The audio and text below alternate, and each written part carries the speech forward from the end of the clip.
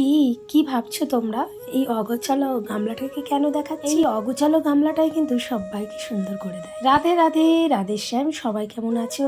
জানো তো, যত দিন যাচ্ছে নতুন নতুন অভিজ্ঞতা বাড়ছে। এই মূর্তিটাকে কি বলে জানি না, কিছুটা রাবণের মতো লাগলো। যাই হোক, এইগুলো দরজার মধ্যে টানানো থাকে আর এর একটু রংটা এলোমেলো ছিল। এটাকেই এখন ঠিক করতে হবে। একটু আগেই যে বুদ্ধদেবের মূর্তিটা দেখালাম, সেটা ছিল আমার মায়ের। আমার মা কিন্তু বাঙালি, কিন্তু বুদ্ধদেবের মূর্তি খুব ভালোবাসে। বেশ কয়েক বছর আগেকার কথা, ভাই এনে দিয়েছিল ওই মূর্তিটা। একটু কেমন হয়ে গেছিল, বেশ পুরনো তো, সবাইকে তো অঙ্গরাগ করে ঠিক করে দিচ্ছি। আমার এই বুদ্ধদেবকে রং করে ঠিক করতে পারবি না? মাকে বললাম অবশ্যই করে দেবো, চিন্তা করো না। মা বললো পারবি তো?